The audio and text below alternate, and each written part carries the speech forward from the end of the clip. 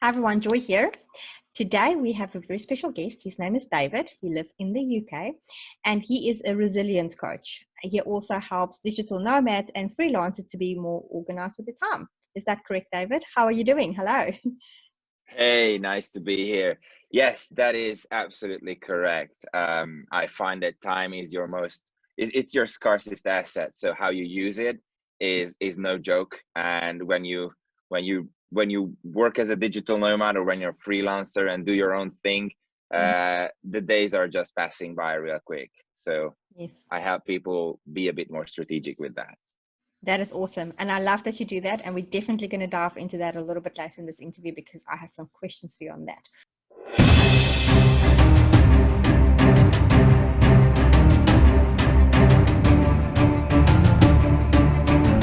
All right. So for the last how many years, how long have you been an entrepreneur? Can you tell people a little bit about you? Who is David and where does David come from and what does David do? Okay, so I started my entrepreneurial journey about 10 years ago. I tried to jump on the bandwagon of this sort of traditional startup life story. Everybody was basically everybody was going pretty crazy about Facebook and the social network movie and everyone. So when I was in university, everybody wanted to be a startup entrepreneur. So what did I do? I dropped out of university and started my own tech startup. That was basically the majority of my days for the next 5 years. We moved around in Europe. We raised some venture capital. We actually signed some pretty interesting clients from the corporate world. We were running a Facebook advertising company. The one thing that was really, really hard for me is to be very strategic with my own. When things started to pile up after 5 years, I burnt out, and that burnout also led to the demise of my company, and we actually ended up filing for bankruptcy. Oh, wow. So what was even more striking is that I was completely on the floor. So business in pieces, the team just scattered across the world, and it was a pretty damaging time for our relationships. I ended up realizing that I lost friends, I lost all my hobbies. I suffered from a nervous breakdown. It took me quite some time to get back on track. So the next time I went into doing business, actually the first couple of months, I was like, no, I'm just gonna get a 9-to-5 job. I'm just gonna take it easy. Like, you know what? I'm not gonna do another business again. 6 months later, I was running my second business, and Just work for boss. yeah, but this time I was taking things completely differently. It was a consulting business in the technology space, and we actually managed to put together a great team. We managed to blow it up within the first 6 months. We made 7 figures. We grew a team of 47 people. So it was a completely different experience. That's when I started traveling around the world and just did a bunch of things. And right after about that time, this guy comes to me in my hometown saying, "Hey, David, I heard your story. I love what you're doing. I want to learn from you." I'm like, dude, I'm like 27. What do you want to learn from me? But he was pretty adamant on this. So we became friends, and I started mentoring him. And he was always telling everybody how I taught him how to be productive and how to be very strategic with his entrepreneurial journey. And now he runs a multi-6-figure marketing agency. Nice. So that's when I started realizing, oh wow, I really enjoy this kind of mentoring thing, and that's how I got as coach. That's awesome. So tell me something. Have you always wanted to be an entrepreneur, or was this just, like I said, you started in uni? Did you think before that you'll actually have your own business, or did that never occur to you? That's a good question. I think it was more on the what are the things that I cannot do rather than, or what are the things that I do not want to do. And I've always had a problem with authority. I've always had a problem with people and systems that restrict my freedom. I have learned along the way that that is basically called being unemployable. Um, but no, actually, it just kind of happened that I was always interested in not just in making money, but in like building your own thing. So, like, I had three very transformational experiences that kind of pushed me towards becoming an entrepreneur. The first experience is that when I was 13, for some reason, and I don't exactly remember how it unfolded, but that was my first small or micro business, Yeah. that my mother got really really into dates, the small fruit. Okay. And I took the seeds out of the trash and planted them, and I grew these date plants, which were like these pretty exotic, amazing little stuff. And now imagine a 13-year-old kid running around in school trying to sell small exotic date plants to his teachers. Now that was me. That is And so funny. yeah, and so the good thing is that because I grew up in rural Hungary. Hungary is like in the middle of Europe. We have very cold winters, Mm. very hot summers, and the summers are usually pretty dry. That's not a good climate for date plants, which means that I had recurring customers coming back after every 6 weeks because their plants were dying. So so that's how I learned the beneficial that's how I learned the benefits of a Yeah. subscription model. uh, then the second transformational experience I've had was when I was 16. um, I was just wandering around on the internet. It's what was it, about 15 years ago, and I found this guy on the internet who said he was selling perfumes from a Polish manufacturer. And I didn't know anything about perfumes, and I didn't know anything about selling stuff online. But I saw that the guy was living his best life. I'm like, is this really possible? Like, can you actually sell stuff online? So I got really into that, and I also started selling perfumes. I signed up with the company that was doing that, and then I just started selling perfumes to almost to the same people that were buying date plans from me 3 years before. Um, That's so funny. and when I had these two experiences, these were my two sort of like child stabs at entrepreneurship. And then like you have to understand that in rural Hungary, like you cannot just meet with successful entrepreneurs. It's probably one of the poorest region in the country. There are no motorways that are taking you down to the countryside. So Yeah. there was a lot of limiting beliefs throwing around in that region.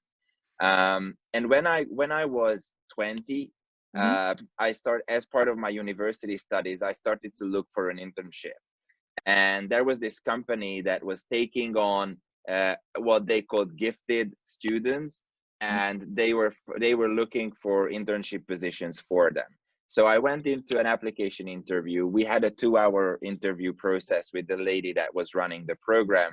And then after 2 hours, she said, "Look, David, there is not a single person in this country that I couldn't find a position for, but you are the first one. Because the problem is that you will never be able to find a job where your boss wouldn't be terrified of you taking his job one day." And I'm like, "What are you talking about?" So, and that's when she told me that the problem with me is that I can probably never stay loyal and committed to something long term if I didn't build it, if I didn't have my blood, sweat, and tears in it. And that is why she recommends that actually I start thinking about doing my own business. And I was like, I don't even know how to do that. But then a year later, I did start Yeah. my first business. So that's kind of the story. I love it. That is so, so cool. Okay, so obviously we were talking about limiting beliefs. Now, my podcast audience, most of them is people that want to start an online business, but they're scared, they struggle, or they have a business but Yeah. they are struggling because of, most of it is really it's mindset. Now, I mean, you coming from a poor country, I'm sure you had a lot of issues while doing your businesses, even at 13 and 16 years old. Did you get a lot of Yeah. flack from your family and your friends and saying this is not going to work and why do you do that? Did you get a lot of people hassling you and saying this is not going to work for you ever, or people basically Oh, you down? absolutely. I remember one of my friends in high school when I started selling perfumes. Yeah. Um, but from the moment he realized that I was doing that, he was only referring to me as the businessman, and it was not a compliment. It was not a compliment. It Yeah. was meant to be, a joke. um when I was at university, I was in a what's called a special studies college, Mm. and that was kind of in conjunction with my university studies.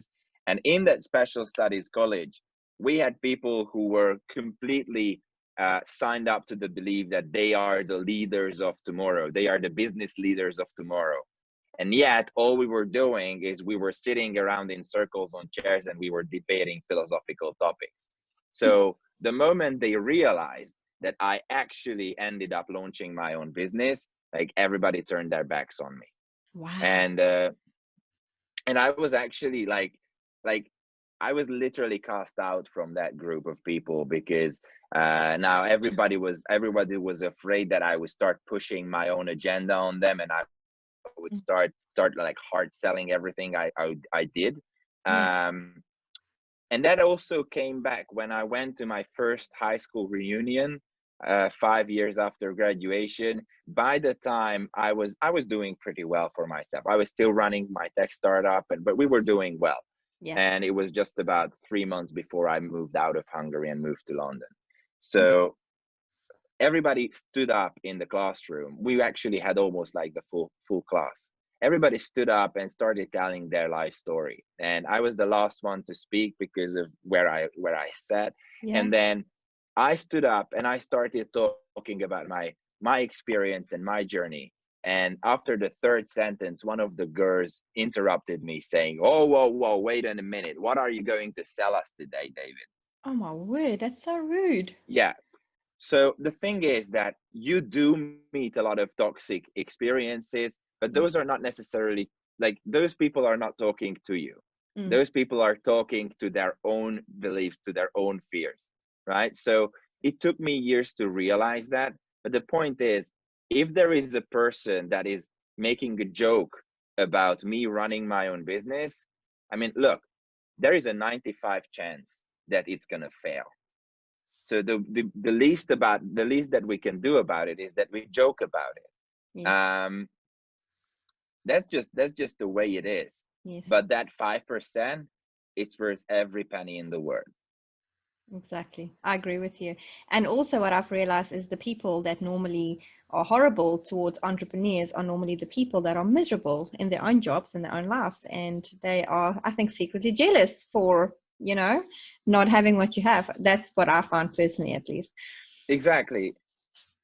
So I have a question for you. So now you've, by the sounds of it, you've been, very successful. You've had a few multiple companies.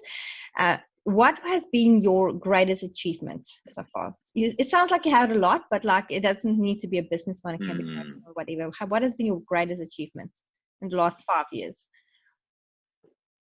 That's actually not an easy question to answer, Yeah, and my internet connection is a bit unstable. Um, that's all right. so that's actually not an easy question to answer. I honestly think that my greatest achievement was to get back up on my feet after my burnout. Nice. The big thing is that when you launch, like, your first business is going to be completely different than the second or the third or the fourth, because your first business is you. The first business that you launch, you're going to identify with it. There is no way around it. You're going to actually think that the business is an extension of you, which means that the failure or success of your business is going to actually be a matter of life and death for you. Yeah, And I could go into talking about, like, big, like, I could throw big words at you about how it all matters in your mindset and whatever. The yeah, point is, I mean, I cannot tell you anything that will change that. mm, I went through that. My business was me. I literally woke up and went to bed with it, and every night I woke up and I felt like, if this business is gonna fail, I'm gonna die. And I know for a fact that that's also true for a lot of people out there. There is this thing called the founders blues, which yeah, affects 72% of entrepreneurs, and that's basically just a fancy word for anxiety. Yeah. So like 7 out of 10, That's seven crazy. out of 10 business owners have to combat that anxiety. And when it's your first, that's when you feel like I have one shot, Mm. right?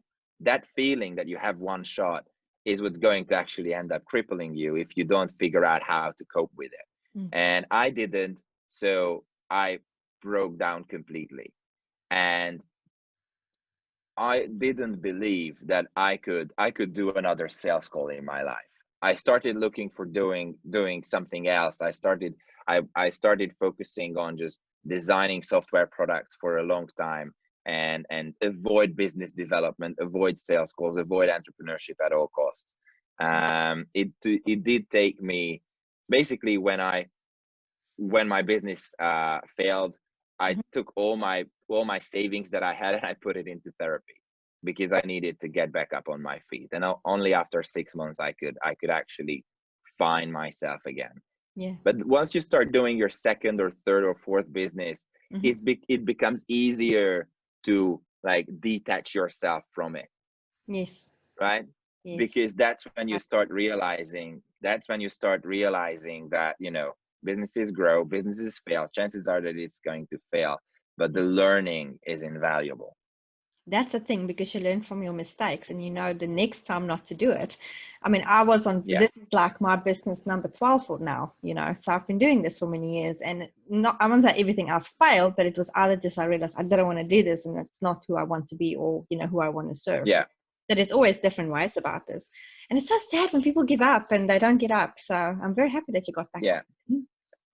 I have this notion that, so I mean, there is a reason why I call myself a resilience coach and not a productivity coach. Mm-hmm. And I always have this notion that when you think about stuff like how do I achieve my goals, and am I being productive, that's a very narrow-minded way of thinking, because that also creates this fatalistic worldview of I'm either achieving my goals or I'm not, right? That's again the same thing as it happens when you identify with your business. Yeah. But the point is that if you embark on this journey of running your own business, Mm-hmm. you're going to live a life of failures with a few successes in between. Mm. So the sooner you can get yourself familiar with failure, the sooner you can actually turn your mind around how do I manage that, the better. Like the faster you can actually start seeing results. Yeah, no, definitely. I completely agree with you.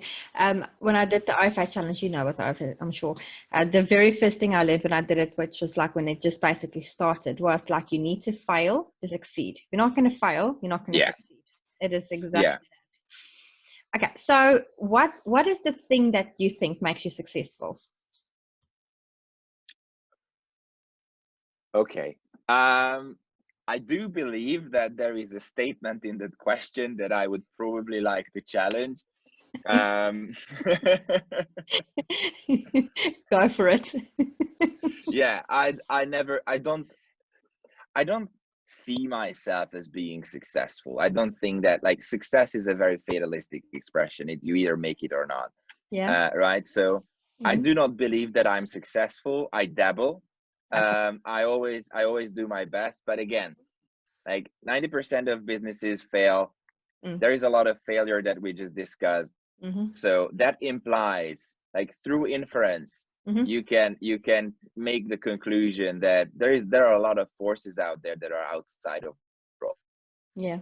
So because of that, if I am successful by any measure, like, chances are that the big portion of that is actually uh like it's not me, it's just it happened.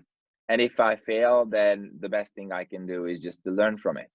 But when I think about success, I think about work-life balance. Like, do Hmm. I do I wake up in the night worrying about money, or do I have good relationships with the people I love? And does that happen at $1 million a year, $10 million a year, or 100 grand, or 50 grand a year? Hmm. That's almost like, if you can have great relationships with the people around in your life, if you're happy, Hmm. if you're satisfied, if you don't have to worry about what you eat and where you live, like, does it matter how much money you're making? Mm-hmm. And I completely agree with you, because we're not very status driven people, me and my husband as well. You know, we would rather go camping than to go on expensive holidays. It's just because it's just our roots, I guess. And so I completely agree with you. Just the fact that you don't have to stress about money or stress about, you know, the next thing, that alone, I think, is successful, considering there's so many thousands of people that do have this problem every day because they live Yeah. paycheck to paycheck, you know. And not so long ago, I was one of those people. Yeah, me So too. Yeah. it's a learned behavior. Yeah. Yeah, and that's the thing. It's just once you get out of that, it's refreshing, if I can put it like that. Okay, so now I've got another question for you. So now when you were 27, you mentioned earlier that a friend approached you and you helped him with time management, etc. So how has that now gone into, because now you obviously teach a lot of people, you know, about time management, and you help digital nomads and freelancers how to manage their time a lot better. So how does that fit in with what you're doing? Is that the only thing that you're doing? Are you doing it on the side? How does this work with what you're doing? And, you know, how do you manage your time? Okay. So when it happened, it was more like an altruistic thing for me. Like, the guy was literally harassing me, and I was like, dude, don't learn from me. The thing that I can teach to you is probably not really valuable for you. No, actually, he literally came to me. I did try to launch an agency back in 2012, and in Hungary, in Budapest, but that was just a short episode before we got into building a tech company, because I realized I liked software a lot better. So I was like, dude, the only thing that I had to do with agencies was that. So, and I didn't actually end up building the agency. So Yeah. what do you want to learn from me, right? After a couple of months of just meeting up for coffee, so what happened is that he came out to London, and he visited me, and he was very adamant that he wanted some mentoring, and he also said that he's actually moving to London now because he wants to build his business and he wants to be able to focus. Okay. So then I was like, he was a competitive bodybuilder, so, and I was having challenges with creating a proper, like, health regime that would allow me to get into shape. So I was like, you know what, let's cut a deal. You move into my place for a month, you train me every day, you cook my food, you wake me up, you send me to bed, and you take the beer out of my hand. And in return, I'm going to mentor and coach you. And that's how it all started. I did a 30-day body transformation program, and in the meantime, he launched his business. That's a pretty wicked deal. Yeah. But I was still running my tech consulting business at the time, which I was actually still running for up until very recently. Mm-hmm. And I also did a few, like, product development gigs for a number of other companies, Mm-hmm. because I did design a number of software products in the last 10 years. And that's something that I actually enjoy and I'm good at. So Yeah. that was kind of what I was doing. I was working for about 3-4 companies at the time, as a consultant or an advisor, but not until the thing that happened is that after a while, this guy's brother approached me, and then his friend approached me as well, and then they started to talk about the work that I was doing with them to other entrepreneurs as well. Oh, wow. And then all of a sudden, like, it wasn't a big group of people, but a small group of people was circling around me, and sometimes I got phone calls and said, hey, David, I'm a bit anxious, like, I can't sleep, like, what can I do? And because, the work I do now is not just about time management, it's mostly about helping you get rid of that performance anxiety, that fear of whether or not I'm gonna be doing or be achieving what I want to achieve. Yes. Which is the number one cause of a lack of productivity. Yes. So after that, when this whole pandemic started and some of my contracts were ended in my consulting life, what I ended up doing is I just sat down and I was like, you know what? I think that I would really love to do this, like, I'm really passionate about coaching. I have always been, but I never done it as a full-time thing. So about 2 months ago, I was like, okay, I'm gonna go all in, Yeah. and that's what I did. Yes, that's awesome though. That is so, so cool because you've got enough experience and knowledge to help somebody. So why not, you know? That is really, really cool. What made you choose your niche? Um, One is that, as I think you've already seen, my burnout experience was one of the most transformative things in my life.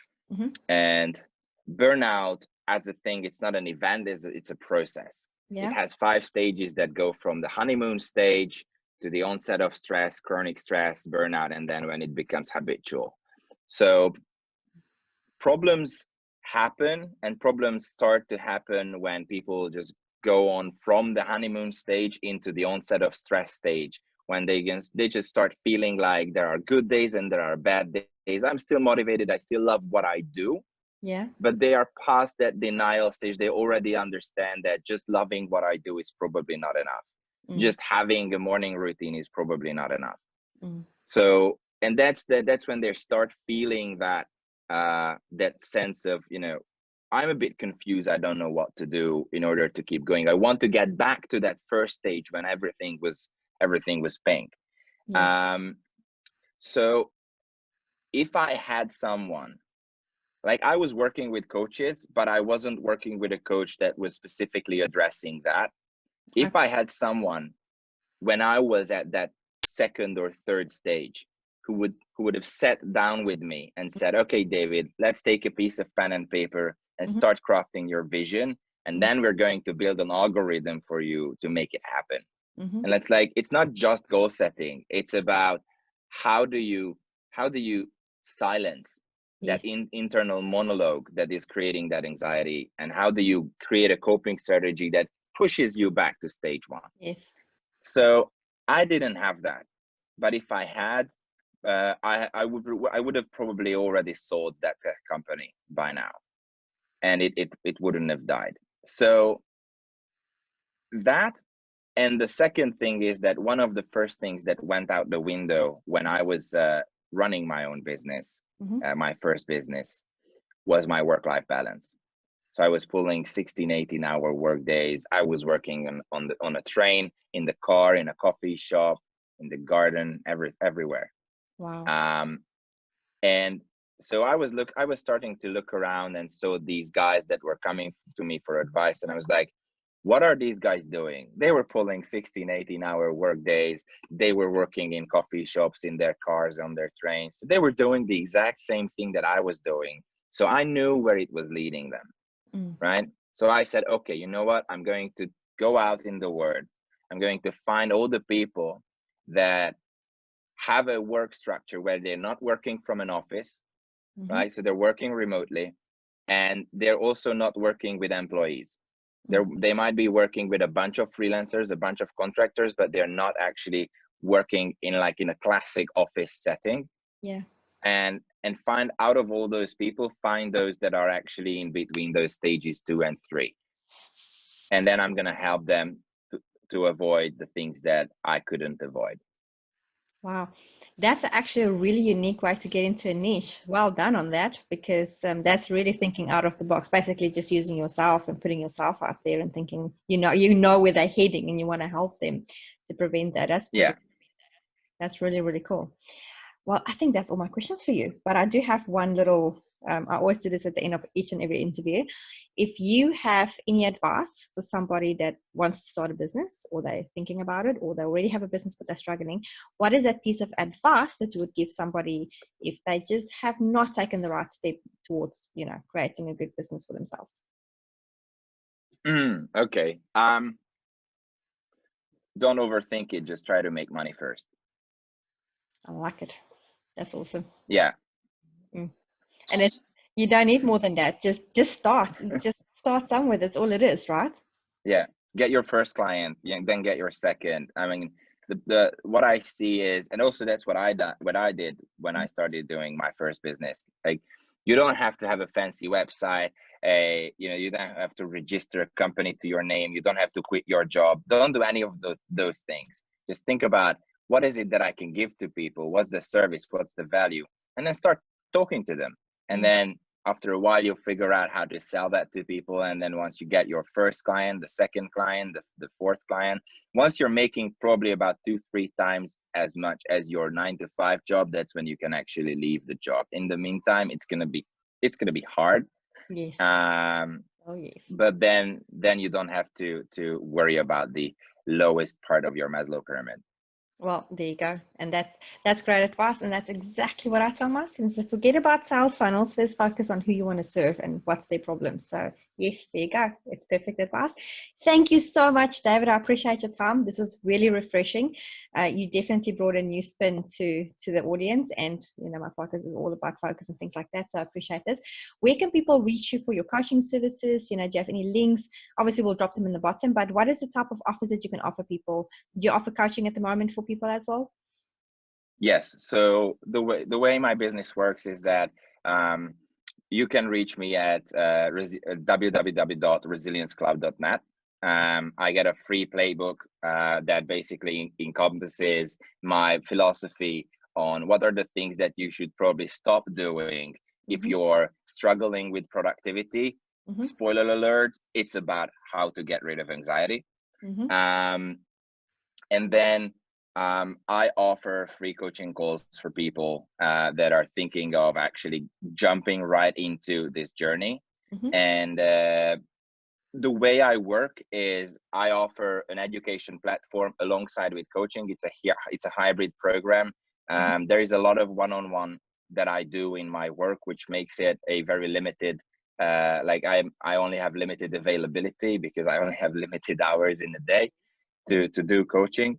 And yeah, usually the packages that I offer vary from people to people based on their needs and based on where they are at with their journey. But that's exactly why I do the first free, what I call them, clarity calls. Yes. So if you're interested, then what you need to do is just go on my website and get the productivity playbook, get your head around all the things that are in there.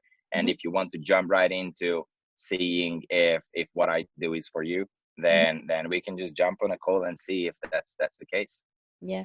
And I just have to say that I had one of these calls with David last week and it was amazing. So, I would highly recommend him as a coach. So there you guys go. Thank you so much, David. I really appreciate your time. Thank you, Joy. You must have a great day. I'm going into the evening, you're in the daytime. So I'll talk again soon. Talk soon, Joy. Thank you so much. Take care. Bye.